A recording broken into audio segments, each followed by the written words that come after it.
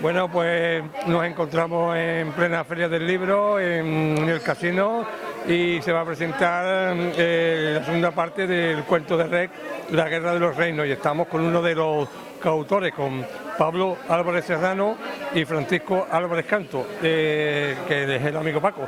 Paco, ¿cómo surgió la idea de colaborar en este segundo libro de tu hijo? Pues yo ya le había hecho un repasito al primero, porque él una vez que lo terminó lo dejó un poco, me dijo, anda, dale tú un repasito y me lo corrige.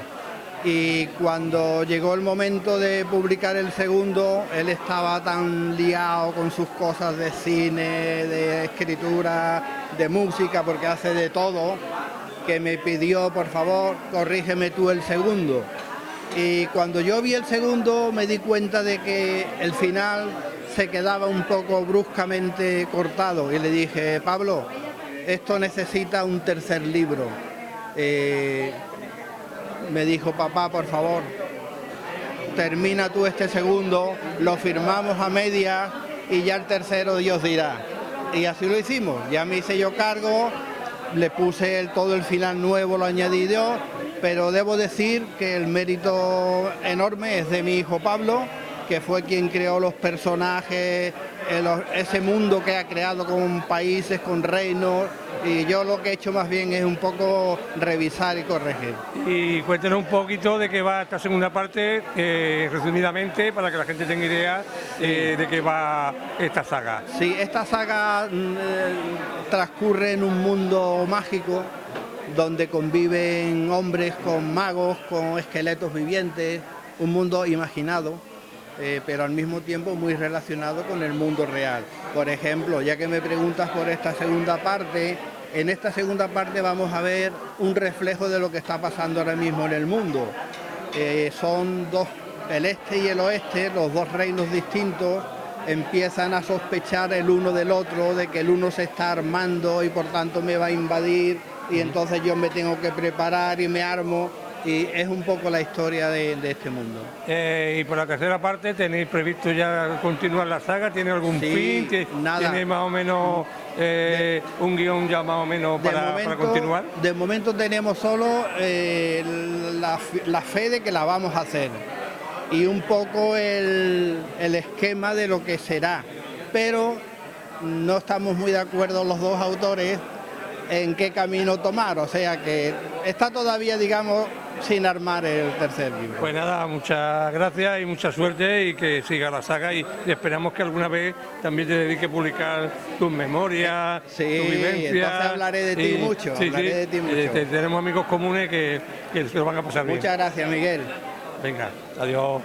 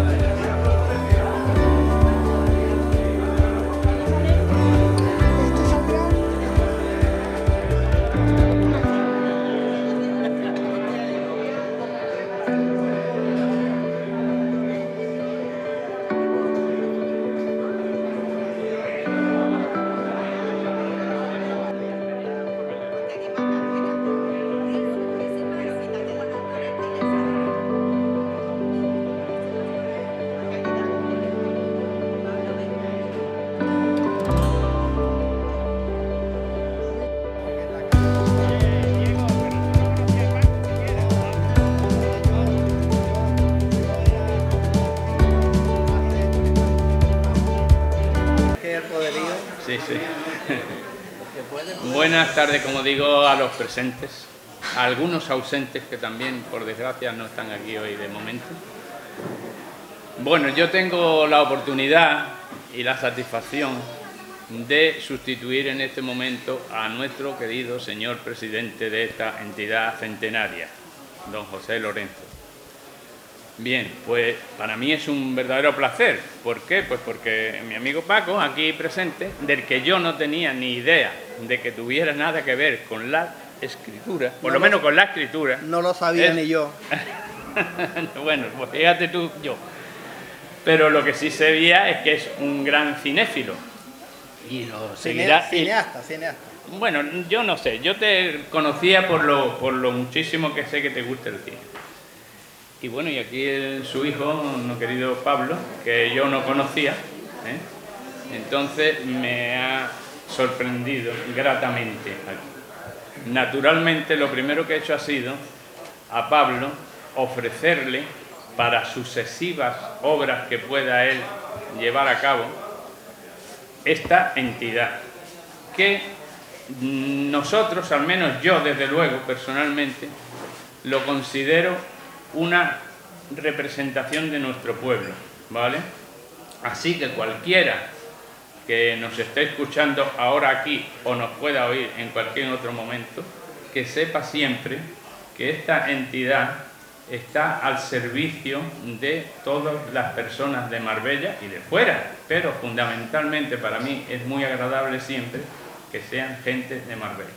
Así que eso es lo que le he dicho a Pablo, cosa que no sabía él, pues que la próxima obra que haga, sea la que sea, siempre que no sea una obra en su casa, es que tenga en consideración que el casino está para servirle y ayudarle en la medida en que sea posible, ¿vale? Bien, pues dicho esto, yo me voy a permitir pasarle aquí el micrófono a nuestro querido Andrés, que es el que sabe las cosas, para que se preocupe de preguntarle a Paco, a Pablo, a quien considere, lo que así que, querido Andrés, para ti todo. Antonio, gracias Diego, gracias a la Sociedad Recreativa Casino de Marbella. En esta esquina, para facilitar la labor de la censura. No, y para que no te saque Miguelón. Sí, para que no te saque Miguelón. Para que no tengas que hacer composiciones, ¿no? Oye, Miguelón, para que... Bien, para nosotros es un placer estar aquí con una familia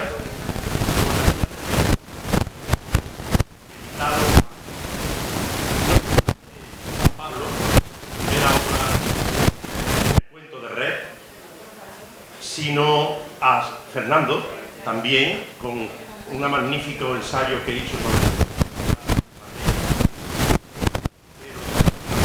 fruto de un grado de investigación. Luego tenemos la obra del cuento de Red, que es La Guerra de los Reinos. No sé si Pablo algún día, me comentaba Paco hace un rato, le perdonará a su padre esta intromisión literaria, pero es un problema que tendrán que saldar con el tiempo. El planeta, que había sido escrito por dos personas, ¿no? Nosotros ya teníamos en imprenta una obra coral también de 5 autores del Ateneo de Málaga, que han sacado una obra también. Esto es muy complicado. Pero lo que realmente es complicado y que yo no logro entender, y yo voy a ser muy corto y escueto, porque lo que me gusta es que hablen ellos y hacerle preguntas sobre cómo han llegado a este resultado. Lo realmente novedoso es que un padre y un hijo con 50 años de diferencia se embarquen en la misma obra literaria con lo difícil y complejo que es esta. Es que es muy difícil y complejo. Verán ustedes, la literatura, la narrativa de la experiencia es relativamente fácil porque todo el mundo puede contar sus experiencias sexuales, las amorosas, las nostálgicas, todas las relacionadas con las emociones de los seres humanos. Pero la literatura de ficción es realmente complicada. Tiene su inicio con las obras de Frankenstein y con, en fin, toda la literatura clásica que nosotros conocemos como ficción. Y se caracteriza básicamente por su carácter irreal, porque no tiene conexión con la realidad ninguna, y además por su carácter ultra normal. es decir, todo lo que se relata está fuera de lo que es normal. La composición de esta segunda obra creo que ha supuesto un esfuerzo mental grandísimo en el sentido en el que han tenido que inventar toda una geografía, inventar todos los personajes, y esto requiere una complejidad muy compleja, Así, requiere muchísimo esfuerzo. Yo quiero mostrarle, por ejemplo, algunos de los mapas con los que se inicia la segunda obra. Esto es inventarse. Tiene una agilidad literaria impresionante. No se va a demorar nunca el tiempo por la descripción de las personas ni de los lugares, sino que está llena de acción, llena de actividad. Quería comentaros que yo a Paco lo conozco in illo tempore desde hace mucho tiempo. Yo creo que ya nos hundimos nosotros en la transición y en aquellos años gloriosos, los años principios de los 80. Éramos hasta de izquierda. Exactamente. Éramos hasta de izquierda. Y a Paco siempre lo he admirado yo porque es un hombre que le mete mano a todo. Es decir, yo lo he visto como cinéfilo, lo he vivido y sentido como gastrónomo, lo he vivido y sentido como científico. Es decir, es un hombre muy complejo y muy completo en todas las facetas del saber y que siempre la ha prodigado y además bien. Paco, quiero que lo sepas. Sí, bien. Y luego, cuando nosotros encaramos la primera obra del Encuentro de Red de Pablo, nos resultó que un chico con 16 años fuera tan prolífico literariamente, porque la obra es de una gran calidad. La obra es de una gran calidad. Pero él se caracteriza básicamente por su creatividad en las escenas, en todo lo relacionado con el cine y prácticamente con lo visual. Él es una persona que tiene cortos, que tiene largos, que el mundo del cine es su vida. Bueno, pues la conjunción de estas dos personas, de estos dos Pacos, de Paco y Pablo, de estos Álvarez, es el resultado de esta obra, que como siempre está detrás el trabajo. Nosotros tenemos 3 maquetadores, pero las obras un poco más exquisitas se las pasamos a Pepe Moyano por su creatividad y su complejidad. Realmente es un trabajo hecho, bien hecho. Y bueno, yo creo que antes de seguir yo hablando de la sintaxis, de las características de la obra y demás, creo que aquí lo interesante son los personajes, los autores que están detrás, porque después ustedes lo van a leer. Así que yo le voy a ceder la palabra a ellos y luego continuaremos con una especie de entrevista o de interview sobre cómo han confeccionado esto. Yo siento una real curiosidad, no hemos tenido tiempo de hablar sobre ello, cómo se han reunido, cómo lo han hecho, si lo han hecho online, etcétera. Daros las gracias por vuestra presencia, sinceramente, en esta sociedad recreativa. Dar las gracias a sus directivos que siempre están abiertos a estas actividades. Hoy había un campeonato de mus, ahí hay un campeonato de mus y a pesar de ello, bueno, pues se han mostrado abiertos a realizar este acto aquí porque Paco tenía muchísimo interés en hacerlo aquí en esta sala, en este salón. Os cedo la palabra, no sé si primero el padre y el hijo. Hola a todos. Yo que no tengo las dotes oratorias de Andrés, había hecho un escrito de un par de hojas, pero no sé si es oportuno ahora entretenernos en leer esto, si quieres que hablemos. Tú mismo. Bueno,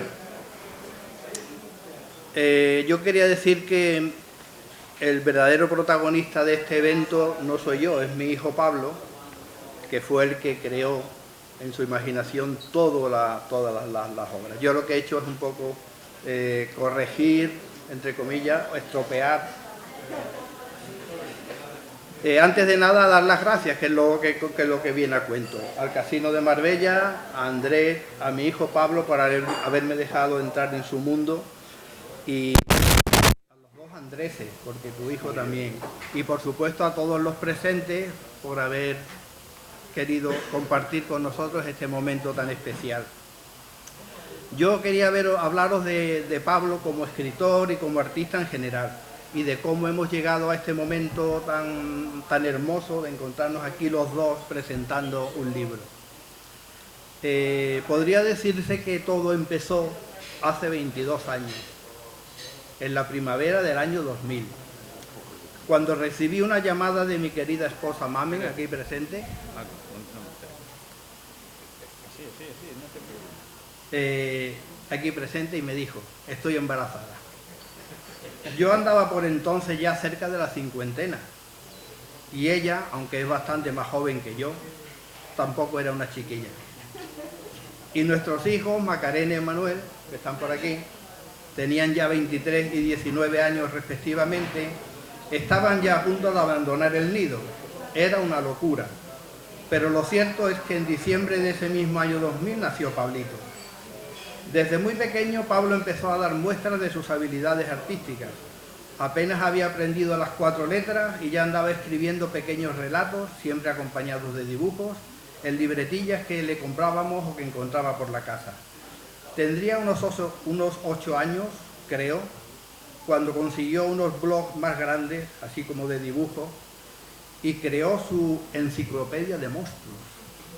Un compendio de dibujos de los más horripilantes seres que podáis imaginar, acompañados de una detallada descripción de sus terroríficos poderes, todo lleno de falta de ortografía, porque lógicamente todavía. Esos 2 cuadernos, por cierto, Pablo, los conservamos por si te hace famoso algún día. Valdrá dinero, eso valdrá dinero. Para que os hagáis idea de cómo andaba ya el coco de este elemento, con 10 añitos, empezaba así. Me he saltado un párrafo. En 2011, con 10 años, Pablo escribió lo que él llamó mi primer libro.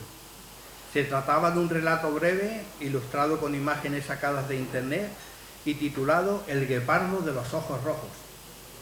En casa, con nuestra impresora, se lo imprimí, se lo grapé y él se llenó de orgullo por aquello. Era su primer libro. Para que os hagáis una historia de por dónde andaba el coco con 10 añitos de este elemento, el libro empezaba así. Dice la leyenda que hace 200.000 años la humanidad fue atacada por un ser del infierno con poderes anormales, el espíritu de un guepardo. Así empezaba el libro. Lo mejor vino después. Me hizo imprimirle 10 o 12 ejemplares y se los fue vendiendo a familiares y amigos al módico precio entonces de 5 euros. Lo cual, por cierto, me alegró muchísimo. ¿Por qué? Porque pensé, qué bien, por fin un negociante en la familia. Pero no, resultó que no. Por esa época más o menos descubrió la fotografía y el vídeo. Hacía fotos con sus muñequitos articulados, Lego o Playmobil, no sé lo que era. Las editaba en el ordenador, les añadía un texto, le ponía la música y creaba sus propias mini versiones de la Guerra de las Galaxias. Viendo su interés por el cine, un día le propuse hacer juntos una película, con él de protagonista y yo de todo lo demás, guionista, cámara, director. La peli, un corto de apenas 2 o 3 minutos, nos quedó chulísima y tuvo el efecto, no sé si benéfico o no, ya el tiempo lo dirá, de engancharlo al cine. Después de aquello, Pablo empezó a hacer vídeos de manera frenética y ya no ha parado hasta hoy.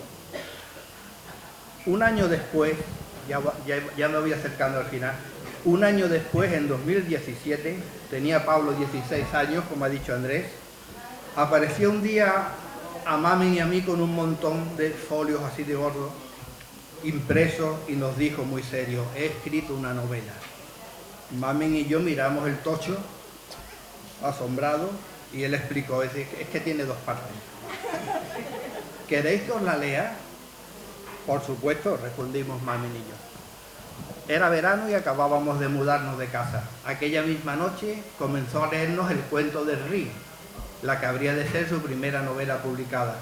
Luego, cada noche durante todo el mes de agosto, nos reuníamos los 3 en la terraza de nuestro nuevo piso y Pablo nos la iba leyendo capítulo tras capítulo. Solo puedo decir que nos encantó. Lo abrazamos y lo animamos a repasarla y pulirla para así poder publicarla algún día. Empezó el nuevo curso, era ya 2018, cuando un día nos comentó que le había dado a leer la novela a su profesora de literatura y a ella le había gustado mucho.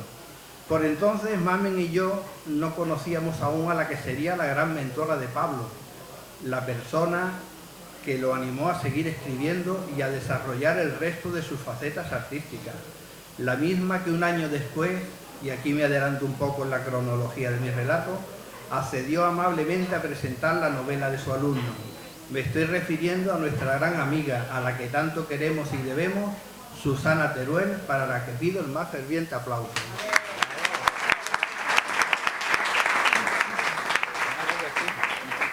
El curso siguiente Pablo se fue a Málaga, a la universidad. Allí, al encontrar el ambiente propicio y a la gente adecuada,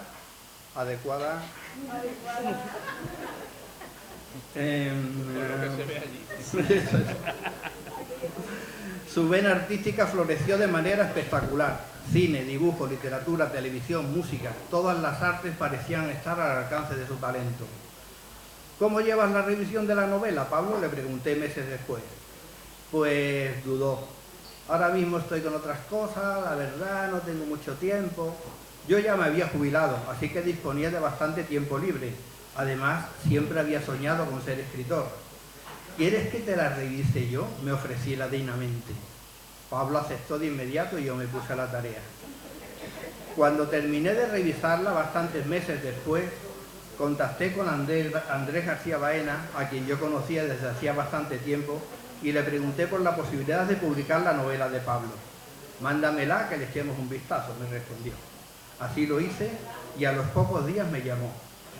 Esto está muy bien escrito, me dijo literalmente. Lo publicamos. Dicho y hecho, en julio de 2019 presentamos en el Hospitalillo el cuento de Rick, de Pablo Álvarez Serrano. Muchos de vosotros lo recordaréis porque estabais allí. Pasaron los meses. Pablo seguía en Málaga, entregado de lleno a sus nuevas actividades creativas, y la segunda parte de la novela, la que hoy presentamos, se nos había quedado un poco en el olvido. Mucha gente que había leído la primera y les había encantado nos preguntaba por la continuación y no sabíamos qué responderle. Así que, viendo lo liado que seguía Pablo, le propuse encargarme yo también de la revisión del libro segundo.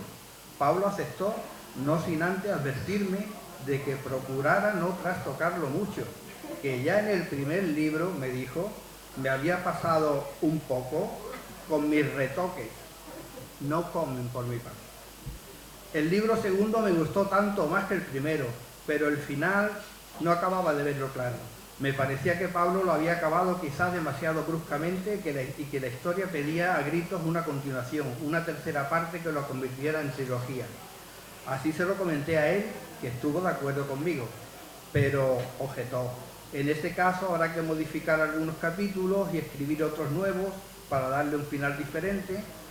¿Por qué no los escribes tú y firmamos la novela los dos?, me propuso de repente. Yo acepté encantado, por fin iba a haber cumplido mi sueño de ser escritor.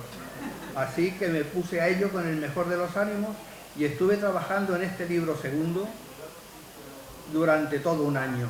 Hicimos un primer intento de publicar La Guerra de los Reinos en el verano de 2021, pero llegamos tarde. Así que lo aplazamos para este año 2022, que sin duda es un año mejor. Y aquí os lo traemos, firmado por Pablo y por su viejo padre, con la esperanza de que os guste al menos tanto como os gustó el cuento de Rick. En el aire queda de momento el libro tercero, aún por escribir. A ver si convenzo a Pablo para que me eche una mano, porque como tenga que escribirlo yo solo, me temo que nos darán las uvas. Gracias. No, yo quiero hablar un poco de por qué deberíais leer el libro. Y para empezar quiero hacer un matiz, Andrés, en una cosa que tú has dicho sobre lo complejo que es escribir ficción. Compartir, por ejemplo, un libro de vivencias, que también me parece complejo sacar tus vivencias y exponerlas al mundo. Sí que es verdad que la ficción es complicada, y más una en la que tienes que inventar un nuevo mundo, unos nuevos seres, pero si combinas las dos, tienes un trabajo que puede ser muy beneficioso, que es escribir ficción a raíz de tus vivencias personales, que creo que es un poco lo que yo he hecho aquí. No sé si tú con tus modificaciones también has metido cosas propias. Siempre uno cuando escribe deja una parte de sí mismo en lo que escribe, que creo que es algo muy interesante de libros de este estilo. Y concretamente lo que quiero hablar de este, que es que Andrés padre y Andrés hijo tiene una editorial maravillosa que nos deja muchísima creatividad, o sea, muchísima libertad creativa, quiero decir. Y eso permite que estos dos libros sean muy puros. No tienen ni un toque editorial, ni nada. O sea, sí tiene toque editorial porque es editorial, me refiero, no tiene correcciones dentro de la propia historia, típicas correcciones de Hollywood, digamos, que te obliguen a hacer una historia muy básica que le gusta a todo el mundo. No, esto habrá cosas que digáis, qué horror, qué hago leyendo esto, otras que me encantarán, hay de todo, y eso es lo que hace esta historia pura y diferente, que podéis disfrutarla cualquiera de vosotros. De hecho, es una historia que, aunque está planteada más para una lectura juvenil, tiene elementos de todos los ámbitos.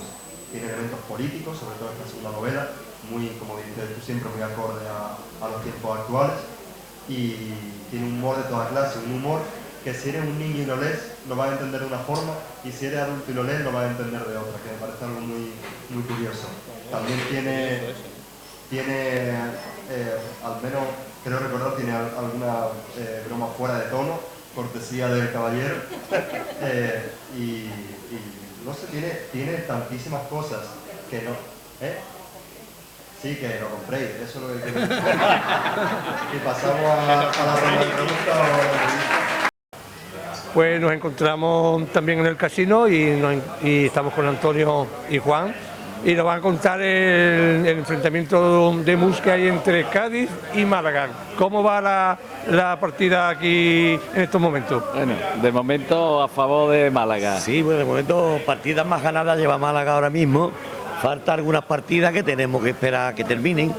Pero vamos, la cosa está un poco igualada, pero podemos ganar todavía. ¿Y cómo surgió esta idea de celebrar aquí el campeonato entre Cádiz y Málaga? Pues mira, porque Juan es socio de aquí de hace muchísimos años y comentándolo con él y tal, pues dijo, mira, allí en los salones del casino lo podéis hacer, porque ellos son una peña de Algeciras y nosotros somos peña de aquí de Málaga, de Marbella, donde nos reunimos a jugar entre semanas y demás, y pensamos de hacer uno entre todos en un local más amplio y bueno, y nos venimos aquí a hacerlo, que tú sabes, la Alameda es un sitio encantador. Y al final, ¿en qué consiste el premio? ¿Hay algún premio para el ganador? Sí, bueno, unos trofeos y premios metálicos se dan también. Sí, por la inscripción que hay, la comida. Las inscripciones, se incluye la comida, la cuestión es echar aquí un día... ¿Y cuántos participantes más o menos están participando? Bueno, hemos sido 22 parejas este año. Son 44 personas. Sí, y bueno, hace 5 años lo hicimos también antes de la pandemia y demás, y fuimos unas 30 y tantas, sí. Pues nada, el tema es que Antonio me llamó y me pregunta, Juan, ¿te puede hacer un campeonato en el casino? Y yo digo, me voy a hablar con la directiva, con Diego, y te lo pongo en contacto contigo. Le puse en contacto con ella, he hablado con el precio, con Domingo el precio de la comida y demás. Lo demás ha sido el organizado, ha sido Eva. Totalmente normalidad, vamos, que ya estamos en una normalidad absoluta. Pues nada, muchas gracias y suerte y que gane el mejor. Venga, gracias, encantado. Nosotros.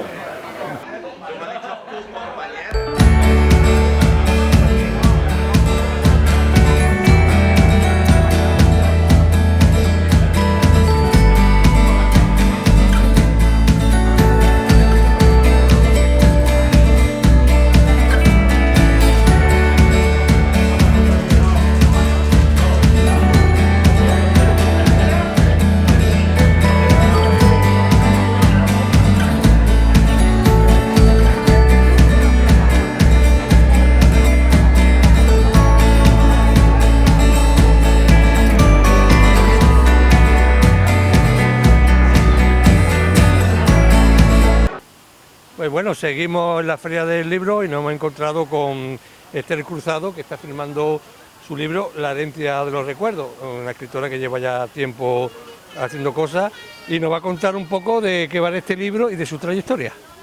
Hola, buenas tardes. Pues este libro es una saga familiar, se llama La herencia de los recuerdos y está basada en hechos reales, porque recojo mi rama paterna y para mí la mejor herencia que he recibido y que voy a dejar es transmitir la historia de nuestra familia. Pero he descubierto al publicar este libro de que las personas se sienten identificadas porque cosas que cuento en esta novela ellos también lo han vivido. Entonces, no hago spoiler, pero sí una pequeña sinopsis. Aquí tenemos a María. María es de Almuñécar. Estaba casada, felizmente casada, tenía ya 2 niñas, Mariquilla y Teresa, y estando embarazada del tercero pierde a su marido, fallece por neumonía. Del más rato, el niño nace muerto, pero tiene la subida de la leche. Entonces, ante la penosa situación en la que se encuentra, el único recurso que encuentra María es venir a Málaga para amamantar al hijo de una familia de la alta burguesía industrial malagueña. Y bueno, pues ya esos vínculos se van a quedar siempre. De hecho, el niño que ella amamanta, cuando se casa, se la lleva para servir como ama de llave en su casa. Y ya de ahí, pues hasta finales de 2020, pues se cuentan muchas historias. Se cuenta cómo vive esta familia el año 31, cómo se vive pues la Guerra Civil Española, cómo viven también pues la caída de las Torres Gemelas, el intento de Tejero, ¿no?, de golpe de Estado, cómo vive el coronavirus. En fin, es una novela muy movida, incluso tiene historias paranormales, tiene edificios de los que se habla históricos de Málaga, se habla también, por ejemplo, de la hacienda de la Aurora, de los Larios. De hecho, la tapa del libro es la reproducción de un cuadro de mi padre, que fue profesor en la Escuela de Arte de San Telmo, además de ferroviario, y él pintó al jubilarse las casas donde vivió de niño. Esta casa que vemos aquí, esta casa estaba en la hacienda de la Aurora de los Larios. Estos serían los actuales jardines de Picasso, pero en la época de la Guerra Civil y la posguerra. La casa la echaron abajo porque por ahí pasa la avenida de la Aurora, está a la altura de los Ministerios y Eroski. Y mi padre se pinta a sí mismo con su hermana, su madre, la perra, y los 3 caballos son los 3 sementales que había en la escuadra. ¿Y por qué pinta esto? Pues porque ellos estuvieron viviendo en régimen de alquiler en la casa de los Larios. Entonces, pues por ejemplo, hay un capítulo que es la hacienda de la Aurora. Hay cosas muy interesantes, la verdad.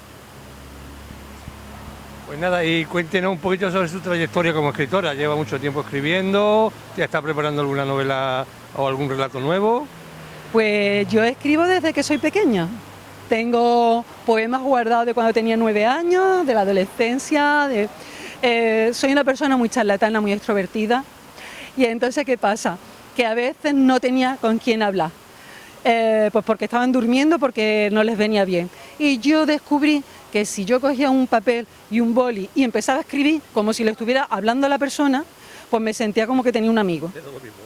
Así que hay personas que han leído el libro y me han dicho, porque me conocen, dice: Esther, estaba leyendo tu libro y me parecía escuchar tu voz contándomelo, porque está contado como hablo, está contado con amor, muy poético, muy...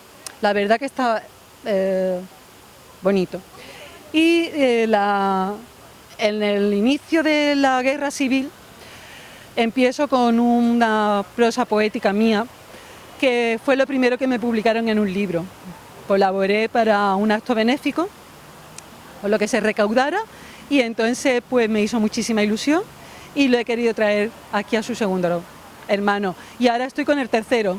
Como siga así, voy a tener familia numerosa. Hay que continuar, es que escribir da la vida también. O sea que, pues nada, mucha suerte y que siga con la labor. Muchísimas gracias, Nada, Miguel. hombre. Un placer conocerte. Igualmente, ya nos veremos. Siempre venimos por aquí por la Feria del Libro. Venga, Muy bien, gracias. agradecida.